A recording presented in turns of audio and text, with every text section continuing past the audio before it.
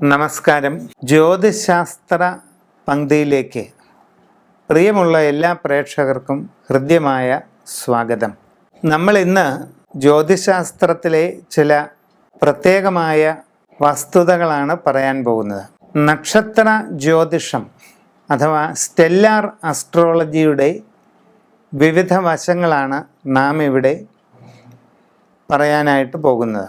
അശ്വതി മുതൽ രേവതി വരെയുള്ള 27 നാളുകാരുടെ പൊതുവായിട്ടുള്ള ഓരോരോ കാലഘട്ടങ്ങൾ എപ്രകാരമായിരിക്കാം, സാമാന്യമായിട്ടുള്ള അവസ്ഥകൾ ഓരോ സന്ദർഭങ്ങളിലും എങ്ങനെയൊക്കെ വന്നു ചേരാം തുടങ്ങിയ വിവിധങ്ങളായ വിഷയങ്ങൾ, അതാണ് നമ്മൾ ഇന്ന് പറയുന്നത്.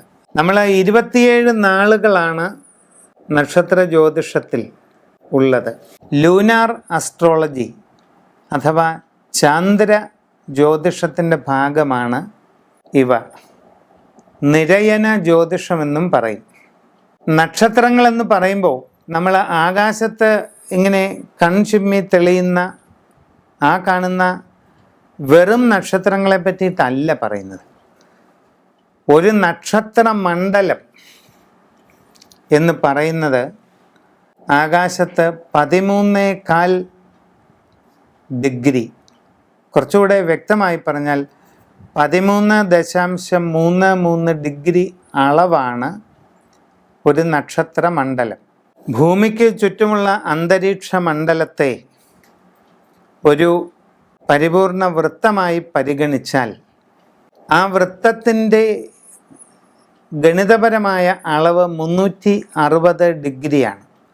അങ്ങനെയുള്ള വൃത്താകൃതിയിലുള്ള അന്തരീക്ഷ മണ്ഡലത്തിൽ 30 ഡിഗ്രി വരുന്ന ഒരു ദൂരപരിധി, അതിനെയാണ് ഒരു രാശി അഥവാ ഒരു രാശി മണ്ഡലം എന്ന് പറയുന്നത്. അങ്ങനെ 12 രാശികൾ, 30 ഡിഗ്രി അളവ് വീതമുള്ള 12 രാശികൾ ചേരുമ്പോൾ ഒരു രാശിചക്രം, വൃത്താകൃതിയിലുള്ള ഒരു രാശിചക്രം പൂർത്തിയാകും. ഇത് കൂടാതെ 360 ഡിഗ്രി അളവുള്ള രാശി വൃത്തത്തെ 27 ചെറിയ ഭാഗങ്ങളായിട്ട് വിഭജിച്ചാൽ ആ ഓരോ ഭാഗവും 13.33 അളവുള്ള ഒരു മേഖലയായിട്ട് വരും. ആ ഒരു മേഖലയാണ് ഒരു നക്ഷത്ര മണ്ഡലം.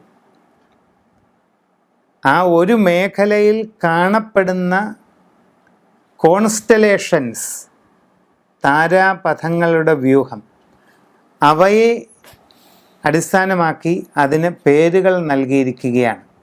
അപ്പോൾ ഭൂമിക്ക് ചുറ്റുമുള്ള വൃത്താകാരമായ മണ്ഡലത്തിൽ 13.33 ഡിഗ്രി അളവ് വരുന്ന ഒരു മേഖലയാണ് ഒരു നക്ഷത്ര മണ്ഡലം. അശ്വതി, ഭരണി, കാർത്തിക, രോഹിണി എന്നറിയപ്പെടുന്നത് ഈ നക്ഷത്ര മേഖലകളാണ്. ഈ ഒരു നക്ഷത്ര മേഖലയിലൂടെ ചന്ദ്രൻ കടന്നു പോകാൻ എടുക്കുന്ന ഒരു കാലയളവാണ് ഒരു നാൾ. അത് ശരാശരി 60 നാഴിക അഥവാ 24 മണിക്കൂർ കൊണ്ടാണ് ഒരു നക്ഷത്ര മേഖലയിലൂടെ ചന്ദ്രൻ കടന്നു പോകുന്നത്. ഇതിനെയാണ് നമ്മൾ ഒരു നാൾ എന്ന് പറയുന്നത്. ഇതാണ് നക്ഷത്രങ്ങളെ പറ്റിയിട്ടുള്ള ഏറ്റവും അടിസ്ഥാനപരമായ കാര്യം ചുരുക്കി പറഞ്ഞത്. പുണർതം നാളുകാരെ സംബന്ധിച്ച് അവരുടെ ജനനം വ്യാഴദശയിലാണ് ഉണ്ടാവുക. വ്യാഴം പൊതുവെ 16 വർഷമാണ്. അതിൻ്റെ എത്ര നാഴിക വിനാഴിക ചെന്നിട്ടാണ് കുട്ടി ജനിക്കുന്നതെന്ന് ആശ്രയിച്ച് ജനനശിഷ്ടം എത്ര വർഷമുണ്ടെന്ന് കണക്കാക്കാവുന്നതാണ്.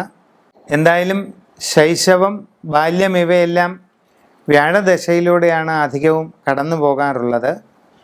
പൊതുവെ പ്രതികൂല അവസ്ഥകൾ അതുകൊണ്ട് തന്നെ കുറഞ്ഞിരിക്കും. എന്നാൽ വ്യാഴം ജന്മസമയത്ത് അനുകൂലമല്ലാത്ത രാശിയിലാണെങ്കിൽ പല അസ്വസ്ഥതകളും ഉണ്ടായെന്നും വരാം. ഈ ബാല്യത്തിൻ്റെ ആരംഭഘട്ടത്തിൽ ഈ വ്യാഴം കഴിഞ്ഞ് ശനിദശ വരികയാണ്. ഒരു 19 വർഷക്കാലം. ബാല്യത്തിൻ്റെ അവസാന ഘട്ടം മുതൽ കൗമാരവും കടന്ന് യൗവന മധ്യം വരെ നീണ്ടു നിൽക്കുന്നതായ ഈ ശനിദശാകാലം എന്ന് പറയുന്നത് ഗുണദോഷ സമ്മിശ്രമായിരിക്കും ഈ നാളുകാർക്ക്. പഠനകാര്യങ്ങളിൽ ചെറിയ മന്ദതയൊക്കെ അനുഭവപ്പെടാൻ ഇടയുണ്ട്. എന്നാൽ വേണ്ടത്ര അതിനെപ്പറ്റി ബോധവാനായിരിക്കുകയും ജാഗ്രതയോടുകൂടി പരിശ്രമിക്കപ്പെടുകയും ചെയ്താൽ വലിയ പ്രയാസങ്ങൾ കൂടാതെ നല്ല നിലയിലേക്ക് പഠന സംബന്ധമായ കാര്യങ്ങൾ എത്തിക്കുവാനായിട്ട് പറ്റും. വിദ്യാഭ്യാസ കാര്യങ്ങളിൽ നേട്ടങ്ങൾ ഉണ്ടാക്കിയെടുക്കുവാനും സാധിക്കും. യൗവന മധ്യം കഴിയുന്നത് വരെ നീണ്ടു നിൽക്കുന്നതായ ഈ ശനിദശയ്ക്ക് ശേഷം തുടർന്നങ്ങോട്ട് മധ്യപ്രായം എത്തുന്നത് വരെ, യൗവനത്തിൻ്റെ അന്തിമഘട്ടവും മധ്യപ്രായത്തിൻ്റെ പകുതി വരെയുള്ളതായ കാലഘട്ടം 17 വർഷക്കാലം ബുധദശയിലൂടെയാണ് കടന്നു പോകുന്നത്. അത് പൊതുവെ നല്ലതായിരിക്കും. സാമ്പത്തിക നേട്ടങ്ങൾ, കുടുംബപരമായ ഒട്ടേറെ നേട്ടങ്ങൾ, ലക്ഷ്യപ്രാപ്തി, ഇതെല്ലാം ആ കാലഘട്ടത്തിൽ ഉണ്ടാകാം. സന്താനങ്ങളെ കൊണ്ടുള്ള സന്തോഷം, പുരോഗതി, നേട്ടങ്ങൾ, സന്തതിപരമായ ഗുണങ്ങൾ, ഇതെല്ലാം ഈ ബുധദശാകാലത്ത് അനുഭവപ്പെടാം. മധ്യപ്രായത്തിൻ്റെ അവസാന ഘട്ടത്തിൽ ഉള്ളതായ കേതുദശ പൊതുവെ സൂക്ഷിക്കപ്പെടേണ്ടതാണ്. ആരോഗ്യപരമായിട്ട് പല പ്രയാസങ്ങളും ഉണ്ടായെന്ന് വരാം.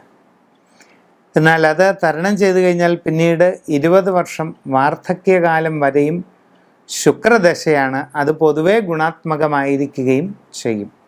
മഞ്ഞ പുഷ്യരാഗം, യെല്ലോ സഫയറാണ് ജന്മനക്ഷത്ര കല്ല്. പിന്നെ മറ്റ് രത്നങ്ങളും കാലാകാലങ്ങളിൽ മാറി മാറി ഇടാം. സ്വന്തം ജന്മ സമയമനുസരിച്ച് ജാതകമുണ്ടാക്കി അതിൻ പ്രകാരം കാര്യങ്ങൾ മനസ്സിലാക്കി മുമ്പോട്ട് പോവുക.